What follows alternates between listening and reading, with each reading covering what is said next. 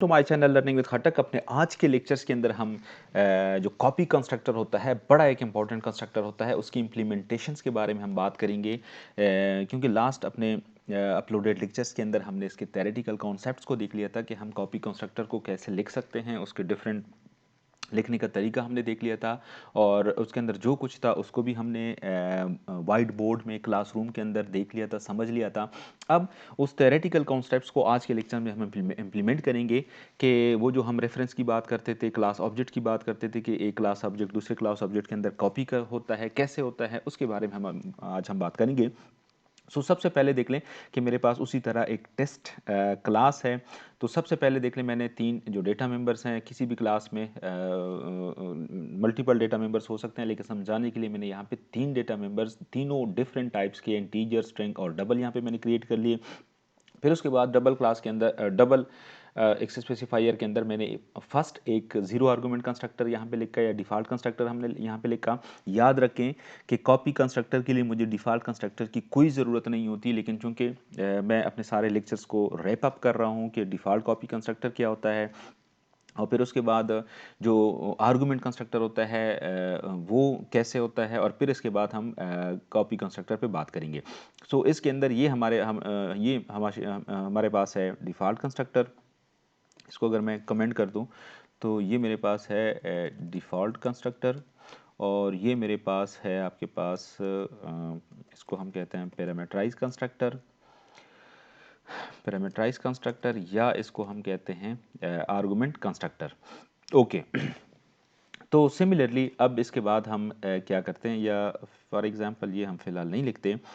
Okay, ये मेरे पास default argument constructor है, और ये मेरे पास आर्गुमेंट कंस्ट्रक्टर या पैरामीटराइज कंस्ट्रक्टर। ओके, अब कॉपी कंस्ट्रक्टर हमारे पास कैसे होता है उसका तरीक़ाकार देख लें। चूंकि है कंस्ट्रक्टर लेकिन नाम इसका चेंज है कॉपी, तो कंस्ट्रक्टर का मेथड वही होगा कि there is no return type, name of constructor is the name of the class.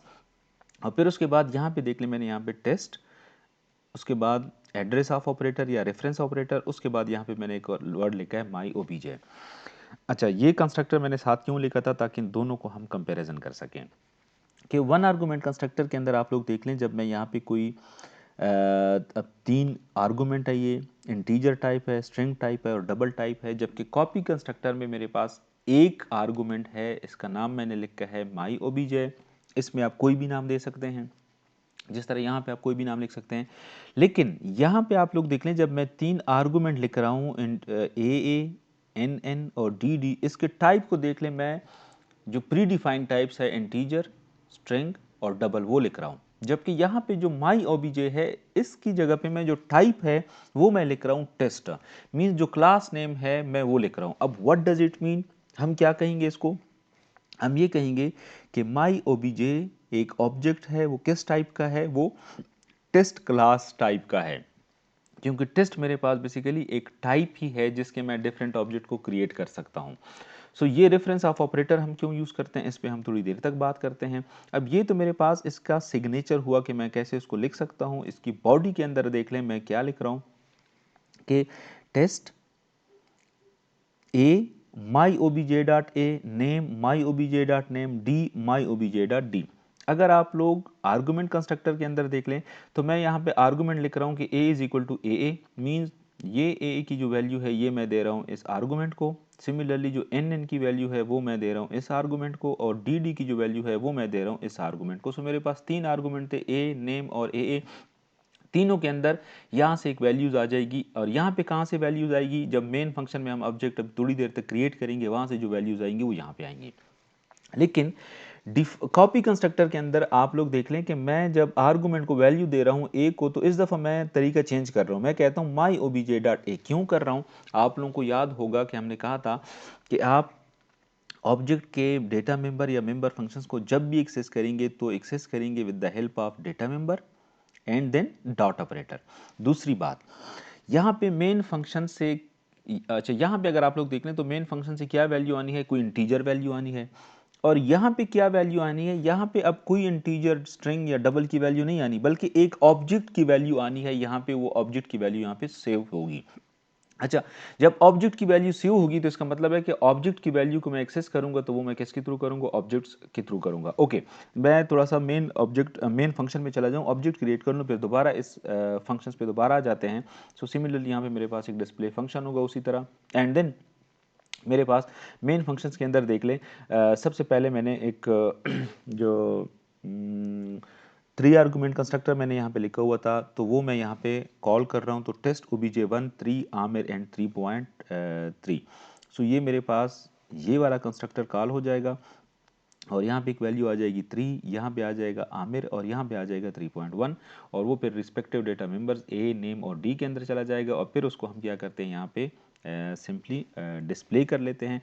सो अब अगर मैं ये डिस्प्ले कर लूँ तो यहाँ पे इसका आउटपुट देख लें, तो मेरे पास ये जो मैंने मेन फंक्शन से ऑब्जेक्ट क्रिएशन के दौरान वैल्यू सेंड की थी 3 आमिर एंड 3.3, वो मेरे पास यहाँ पे आ गई। ओके, अब जो कॉपी कंस्ट्रक्टर होता है वो होता क्या है, वो ये कहता है कि आप एक ऑब्जेक्ट को दूसरे ऑब्जेक्ट के अंदर कॉपी कर लें। सो उसके लिए मुझे क्या चाहिए होगा, एक और ऑब्जेक्ट चाहिए होगा। सो वो मैंने क्रिएट कर लिया obj2।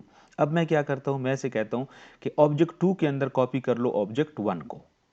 सो अब ये यहाँ पे जो ऑब्जेक्ट 1 है ये यहाँ पे कॉपी हो जाएगा। मैं अगर थोड़ा सा इस स्क्रीन को, या स्क्रीन की बजाय मैं ये कर लूँ, तो यहाँ पे ऑब्जेक्ट 1 कॉपी हो जाएगा ऑब्जेक्ट 2 के अंदर। लेकिन यहाँ पे हो क्या रहा है यहाँ पे बेसिकली इंटरनली कंपाइलर एक फंक्शन कॉल कर रहा है। कौन सा फंक्शन कॉल कर रहा है, कॉपी कंस्ट्रक्टर कॉल कर रहा है। और कॉपी कंस्ट्रक्टर कौन सा ऑब्जेक्ट कॉल करेगा, ऑब्जेक्ट 2 कॉल करेगा।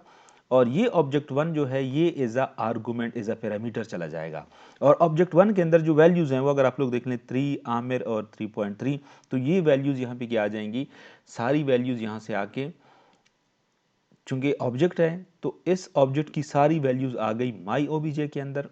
अब माई ओबीजे के अंदर इंटरनली कौन सी वैल्यूज आ गई, 3 आमिर और 3.3।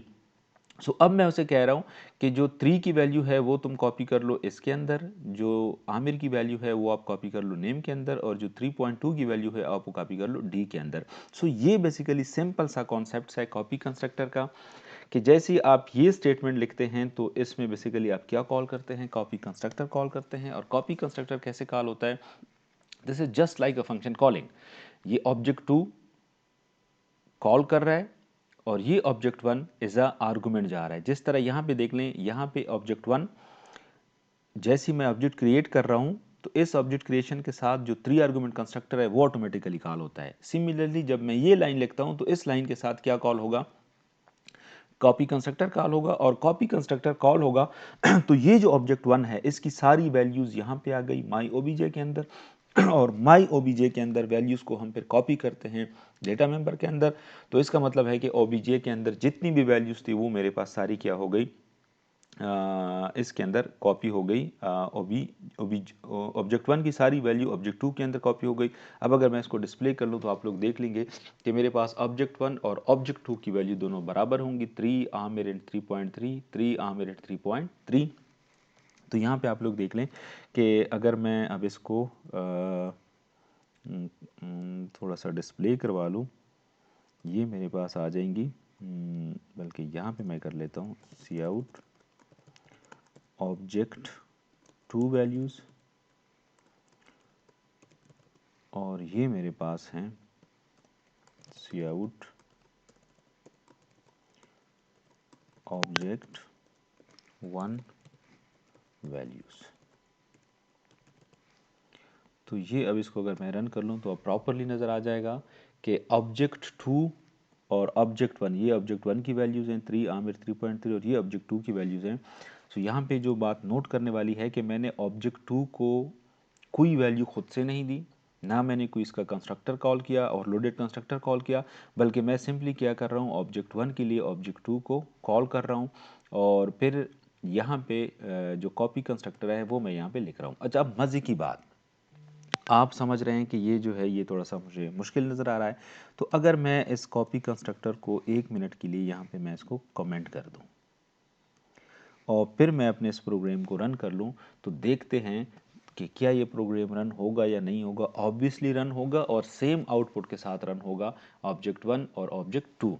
So what does it mean, यहाँ पे आपको कंपाइलर अगेन कहता है कि आप यहाँ पे अगर ये स्टेटमेंट लिखते हैं जिस तरह ये स्टेटमेंट लिखी गई है, तो कॉपी कंस्ट्रक्टर मैं डिफ़ॉल्ट भी आपको दे सकता हूँ, लेकिन ये कभी कभार आपसे टेक्निकली इंटरव्यू में या एग्ज़ाम क्वेश्चंस के अंदर कहा जा सकता है कि आप कॉपी कंस्ट्रक्टर एक्सप्लिसिटली लिख दें। जब आप एक्सप्लिसिटली का वर्ड आ जाएगा तो फिर आपने क्या करना होगा, इसी तरह इस फंक्शंस को आप लोगों ने लिखना होगा।